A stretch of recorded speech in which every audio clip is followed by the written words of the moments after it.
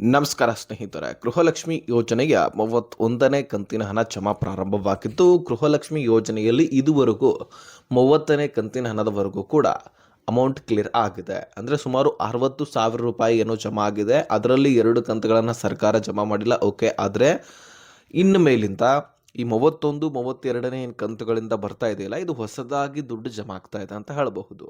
ಗೃಹಲಕ್ಷ್ಮಿ ಯೋಜನೆಯಲ್ಲಿ 2ನೇ ಬಾರಿಗೆ ಅರ್ಜಿ ಸಲ್ಲಿಸಲಿಕ್ಕೆ ಹೇಳಿದ್ರು. ಈ ಅರ್ಜಿಯನ್ನ ಸಲ್ಲಿಸಿದ ಬಳಿಕ ಬಿಡುಗಡೆ ಆಗ್ತಕ್ಕಂತಹ ಕಂತು 31ನೇ ಕಂತಿನ ಹಣ. ಸೊ ಇದು ಬಿಡುಗಡೆ ಆಗ್ತಾ ಆಗ್ತಾ ಸತತವಾಗಿ ಎಲ್ಲ ಕಂತುಗಳನ್ನು ಕ್ಲಿಯರ್ ಮಾಡ್ತಾರೆ. ಯಾಕಂದ್ರೆ ಮುಂದೆ ಎಲೆಕ್ಷನ್ ಸಮೀಪ ಬರ್ತಾ ಇದೆ. ಆದ ಕಾರಣಕ್ಕಾಗಿ ಯಾವುದೇ ಕಂತುಗಳನ್ನು ಮಿಸ್ ಮಾಡೋದಿಲ್ಲ. ಎಲ್ಲ ಕಂತುಗಳನ್ನು ಕ್ಲಿಯರ್ ಮಾಡಲಿಕ್ಕೆ ಪ್ರಯತ್ನ ಮಾಡ್ತಾರೆ. ಅದಕ್ಕಾಗಿ ಅರ್ಜಿಯನ್ನ ಇನ್ನೂ ಯಾರು ಸಲ್ಲಿಸಿಲ್ಲ, ಬೇಗ ಬೇಗ ಅರ್ಜಿ ಸಲ್ಲಿಸಿ. ನಾನು ಪ್ರತಿಯೊಂದು ವಿಡಿಯೋದಲ್ಲಿ ಹೇಳೋದಿದೆ. ಯಾಕಂದ್ರೆ ಯಾವ ದುಡ್ಡುಗಳನ್ನು ಕೂಡ ನೀವು ಮಿಸ್ ಮಾಡ್ಕೊಳ್ಬಾರ್ದು, ಕಳ್ಕೊಳ್ಬಾರ್ದು. ಅದಕ್ಕಾಗಿ ನಾನು ಇದ್ರ ಬಗ್ಗೆ ಒತ್ತಿ ಒತ್ತಿ ಹೇಳ್ತಾ ಇರ್ತೀನಿ. ಈಗ ಮುಖ್ಯವಾಗಿ 31ನೇ ಕಂತಿನ ಹಣ 2,000 ರೂಪಾಯಿ ಏಪ್ರಿಲ್ ತಿಂಗಳ ಹಣ ಬಿಡುಗಡೆ ಆಗ್ತಾ ಇದ್ದು, ಈ ಮೊದಲು 13 ಜಿಲ್ಲೆಗಳಲ್ಲಿರ್ತಕ್ಕಂತಹ ಮಹಿಳೆಯರ ಖಾತೆಗಳಿಗೆ ದುಡ್ಡು ಜಮಾ ಆಗ್ತಾ ಇದೆ. ಸೊ ಹಾಗಾದ್ರೆ ಈ 13 ಜಿಲ್ಲೆಗಳು ಯಾವುವು? ಈ 13 ಜಿಲ್ಲೆಗಳಲ್ಲಿ ನಿಮ್ಮ ಜಿಲ್ಲೆನೂ ಕೂಡ ಆಗಿರಬಹುದು. ಸೊ ಹೀಗಾಗಿ ತೀರಾ ಇಂಪಾರ್ಟೆಂಟ್ ಮಾಹಿತಿ. ಈ ಗೃಹಲಕ್ಷ್ಮಿ ಯೋಜನೆಯಲ್ಲಿ 2ನೇ ಬಾರಿಗೆ ಅರ್ಜಿ ಸಲ್ಲಿಸಿದ ತಕ್ಷಣ ಮೊದಲನೇ ಬಾರಿಗೆ ದುಡ್ಡು ರಿಲೀಸ್ ಆಗ್ತಾ ಇರುವಂಥದ್ದು. ಇದರ ಜೊತೆಗೆ ಗೃಹಲಕ್ಷ್ಮಿ ಪ್ರೊಸೆಸರ್ ಬಗ್ಗೆನೂ ಕೂಡ ನಾನು ಹೇಳ್ತೀನಿ. ಯಾವ ರೀತಿಯಾಗಿ ಸೈಕಲ್ ಥರ ವರ್ಕ್ ಆಗುತ್ತೆ ಗೃಹಲಕ್ಷ್ಮಿ ಯೋಜನೆಯಲ್ಲಿ ದುಡ್ಡು ರಿಲೀಸ್ ಆಗೋದ್ರ ಬಗ್ಗೆ ಸಂಪೂರ್ಣ ಡೀಟೇಲ್ಸನ್ನು ಈ ವಿಡಿಯೋದಲ್ಲಿ ನೋಡ್ತಾ ಹೋಗೋಣ. ಸೊ ತೀರಾ ಇಂಪಾರ್ಟೆಂಟ್ ಮಾಹಿತಿ. ಎಲ್ಲ ಮಹಿಳೆಯರು ಕೂಡ ಈ ವಿಡಿಯೋನ ಮಿಸ್ ಮಾಡದೆ ಕೊನೆವರೆಗೂ ವಾಚ್ ಮಾಡಿ ಅರ್ಥ ಮಾಡ್ಕೊಳ್ಳಿ. ಯಾರು ಸಬ್ಸ್ಕ್ರೈಬ್ ಮಾಡಿಲ್ಲ ಬೇಗನೆ ಸಬ್ಸ್ಕ್ರೈಬ್ ಮಾಡ್ಕೊಂಡ್ಬಿಡಿ. ಬಹಳಷ್ಟು ಜನ ನೋಡ್ತೀರಿ ಆದರೆ ಸಬ್ಸ್ಕ್ರೈಬ್ ಮಾಡೋದನ್ನು ಮರೆತು ಬಿಡ್ತೀರಿ. ಬೇಗನೆ ಸಬ್ಸ್ಕ್ರೈಬ್ ಮಾಡ್ಕೊಂಡ್ಬಿಡಿ ಸ್ನೇಹಿತರೆ. ಈ ಗೃಹಲಕ್ಷ್ಮಿಯಲ್ಲಿ ಒಟ್ಟಾರೆಯಾಗಿ 30ನೇ ಕಂತಿನ ಹಣದವರೆಗೂ ಕೂಡ ಕ್ಲಿಯರ್ ಆಗಿದೆ. ಆದರೆ ಆ 2 ತಿಂಗಳ ಹಣವನ್ನು ಸರ್ಕಾರ ಯಾಮಾರಿಸಿಬಿಟ್ಟಿತ್ತು. ಆ 2 ತಿಂಗಳ ಹಣವನ್ನು ಕೂಡ ಸರ್ಕಾರ ನಿಮ್ಮ ಅಕೌಂಟ್ಗಳಿಗೆ ಜಮಾ ಮಾಡಿದ್ದೆ ಆದರೆ ನಿಮಗೆ ಕರೆಕ್ಟಾಗಿ 60,000 ರೂಪಾಯಿ ಜಮಾ ಮಾಡಿದ ಹಾಗೆ ಆಗ್ತಾ ಇತ್ತು. ಆದರೆ ಈಗ ಸುಮಾರು 56,000 ರೂಪಾಯಿ ಮಾತ್ರ ಬಿಡುಗಡೆ ಮಾಡಿದೆ. ಅದರಲ್ಲಿ ಒಂದು ಸ್ವಲ್ಪ ತಡ ಮಾಡಿ ಕೂಡ ಅರ್ಜಿಯನ್ನು ಸಲ್ಲಿಸಿರ್ತಾರೆ. ಯಾವುದೋ ಕಾರಣಕ್ಕಾಗಿ ಅವರ ಖಾತೆಗಳಿಗೆ ದುಡ್ಡು ಹೋಗಿರೋದಿಲ್ಲ, ತಾಂತ್ರಿಕ ದೋಷನೋ ಅಥವಾ ಅವರ ಡಾಕ್ಯುಮೆಂಟ್ಸ್ಗಳು ಸರಿ ಇರೋದಿಲ್ಲ. ಅವುಗಳನ್ನು ಸರಿ ಮಾಡಿಕೊಂಡು ಅರ್ಜಿ ಸಲ್ಲಿಸುವಾಗ ವಿಳಂಬ ಆಗಿರುತ್ತೆ. ಆ ಒಂದು ಸಂದರ್ಭದಲ್ಲಿ 2-3 ಕಂತುಗಳು ಕ್ಲಿಯರ್ ಕೂಡ ಆಗಿರಬಹುದು. ಈ ರೀತಿ ಆದಾಗ ಕೆಲವೊಂದಿಷ್ಟು ಕಂತುಗಳನ್ನು ನೀವು ಕಳ್ಕೊಂಡಿರ್ತೀರಿ. ಆದರೆ ಈಗ ಅರ್ಜಿಯನ್ನು ಸರಿಯಾಗಿ ಸಲ್ಲಿಸುವಂತಹ ಅವಕಾಶ ಸಿಕ್ಕಿದೆ. ಗೃಹಲಕ್ಷ್ಮಿ ಯೋಜನೆಗೆ ನೀವು ಅರ್ಜಿಯನ್ನು ಸಲ್ಲಿಸಲಿಕ್ಕೆ ಮಹಿಳಾ ಮತ್ತು ಮಕ್ಕಳ ಕಲ್ಯಾಣ ಇಲಾಖೆಗೆ ಹೋಗಿ ಅರ್ಜಿಯನ್ನು ಸಲ್ಲಿಸಬೇಕಂತ ನಾನು ಹೇಳಿದ್ದೀನಿ. ಸೊ ಜೊತೆಗೇನೆ ನಿಮ್ಮ ration card, Aadhaar card, bank passbook ಮತ್ತು ಮೊಬೈಲ್ ಸಂಖ್ಯೆ. ಸೊ ಇವುಗಳನ್ನು ನೀವು ತೆಗೆದುಕೊಂಡು ಹೋಗಿ ಅರ್ಜಿ ಸಲ್ಲಿಸಿಬಿಟ್ರೆ ಮುಗಿದೋಯ್ತು. ಕ್ಲಿಯರಿಟಿ ಸಿಕ್ಕಾಗೆ. ಮತ್ತು ಗೃಹಜ್ಯೋತಿಗೂ ಕೂಡ ನಿಮ್ಮ ಮನೆ ಬಾಗಿಲಿಗೆ ಬಂದು ಅದರ ಬಗ್ಗೆ ಪರಿಶೀಲನೆ ಮಾಡ್ತಿದ್ದಾರೆ. ಅದರ ಬಗ್ಗೆ ಬೇರೆ ವಿಷಯ. ಆದರೆ ಇಲ್ಲಿ ಗೃಹಲಕ್ಷ್ಮಿ ಯೋಜನೆಯಲ್ಲಿ ಒಟ್ಟಾರೆಯಾಗಿ ಯಾರು ಮೃತಪಟ್ಟಿದ್ದಾರೆ ಅವರನ್ನು ಕೂಡ ತೆಗೆದಾಕ್ತಾ ಇದ್ದಾರೆ. ಜೊತೆಗೆ SIR ಪ್ರಕ್ರಿಯೆ ಕೂಡ ನಡೀತಾ ಇದೆ ಅಲ್ವಾ, ನಿಮಗೆ ಗೊತ್ತಿದೆ. ಈ SIR ಪ್ರಕ್ರಿಯೆಯಿಂದಾಗಲೂ ಕೂಡ ಯಾರು ತೀರಿ ಹೋಗಿದ್ದಾರೆ, ಯಾರು ಮೃತಪಟ್ಟಿದ್ದಾರೆ ಅವರ ಇನ್ಫಾರ್ಮೇಷನನ್ನು ಸರ್ಕಾರ ಕಲೆಕ್ಟ್ ಮಾಡ್ಕೊಳ್ಳುತ್ತೆ.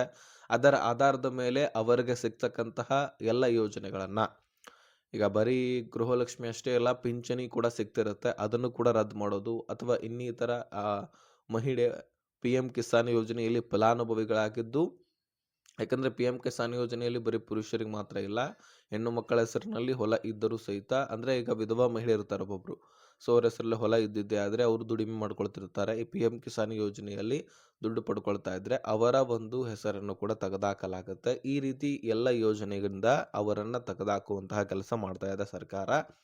ಈ SIR ಪ್ರಕ್ರಿಯೆಯಿಂದಾಗಿ ಸಂಪೂರ್ಣ ಡೀಟೇಲ್ಸ್ ಕೂಡ ಸರ್ಕಾರಕ್ಕೆ ಸಿಗುತ್ತೆ.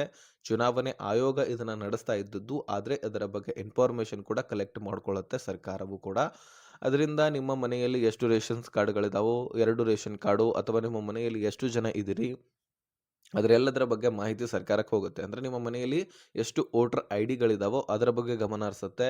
ತದನಂತರ ಒಂದು ರೇಷನ್ ಕಾರ್ಡ್ನಲ್ಲಿ ಎಷ್ಟು ಜನ ಇದ್ದೀರಿ, ಬೇರೆ ರೇಷನ್ ಕಾರ್ಡ್ನಲ್ಲಿ ಮತ್ತಷ್ಟು ಹೆಸರನ್ನು ಸೇರ್ಪಡೆ ಮಾಡಿದ್ದೀರಾ, ಈ ರೀತಿ ಗಮನ ಹರಿಸ್ಕೊಂಡು ಒಂದೇ ಮನೆಯಲ್ಲಿ 2 ಅಥವಾ 3 ರೇಷನ್ಸ್ ಕಾರ್ಡ್ಗಳನ್ನು ಹೊಂದಿರತಕ್ಕಂತಹ ಎಲ್ಲ ಫಲಾನುಭವಿಗಳ ಹೆಸರನ್ನು ತೆಗೆದುಹಾಕ್ತಾ ಇದೆ ಸರ್ಕಾರ.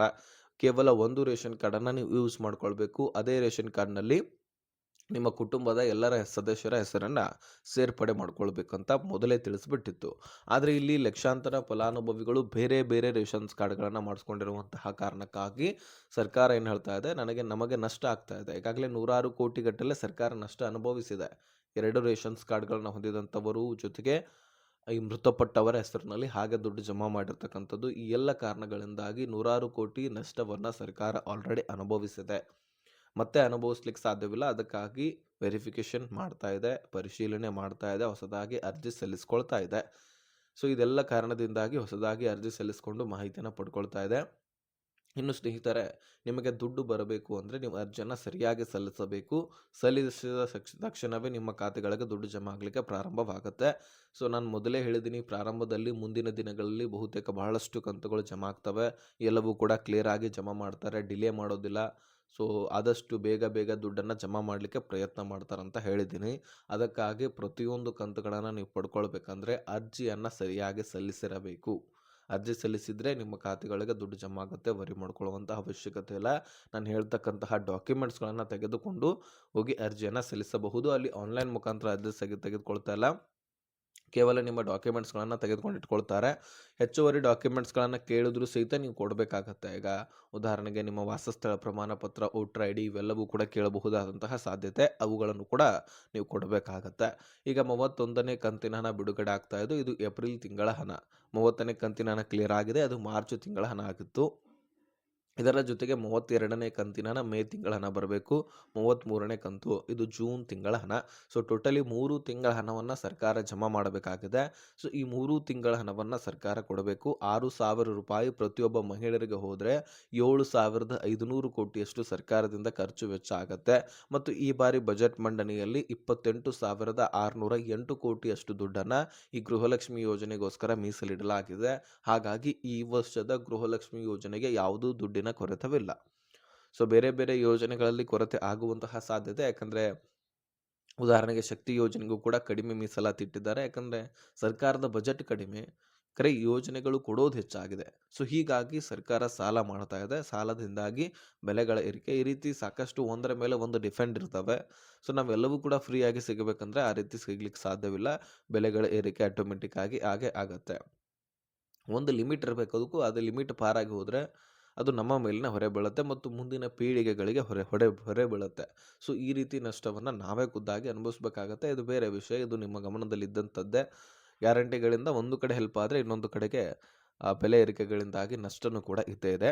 ಸೊ ಈ ಕಡೆ ಈಗ ಗೃಹಲಕ್ಷ್ಮಿ ಒಟ್ಟಾರೆಯಾಗಿ 31ನೇ ಏಪ್ರಿಲ್ ತಿಂಗಳ ಹಣ ಬಿಡುಗಡೆ ಆಗ್ತಾ ಇದ್ದು, ಬೆಂಗಳೂರು ನಗರ ಸೇರಿದಂತೆ ಬೆಂಗಳೂರು ಗ್ರಾಮಾಂತರ, ವಿಜಯನಗರ, ಧಾರವಾಡ, ಯಾದಗಿರಿ, ಉತ್ತರ ಕನ್ನಡ, ದಕ್ಷಿಣ ಕನ್ನಡ, ದಾವಣಗೆರೆ, ಅದೇ ರೀತಿಯಾಗಿ ತುಮಕೂರು, ಬೀದರ, ಕೊಪ್ಪಳ, ಮಂಡ್ಯ, ಅದೇ ರೀತಿಯಾಗಿ ಚಿಕ್ಕಮಗಳೂರು, ಶಿವಮೊಗ್ಗ ಈ ಒಂದು ಜಿಲ್ಲೆಗಳಿಗೆ ದುಡ್ಡು ರಿಲೀಸ್ ಆಗ್ತಾ ಇದೆ. ಈ ಜಿಲ್ಲೆಗಳಲ್ಲಿ ನಿಮ್ಮ ಜಿಲ್ಲೆನೂ ಕೂಡ ಆಗಿದ್ರೆ ನಿಮ್ಮ ಖಾತೆಗಳಿಗೂ ಕೂಡ ದುಡ್ಡು ಜಮಾ ಆಗುತ್ತೆ. ವರಿ ಮಾಡ್ಕೊಳ್ಳುವಂತಹ ಅವಶ್ಯಕತೆ ಇಲ್ಲ.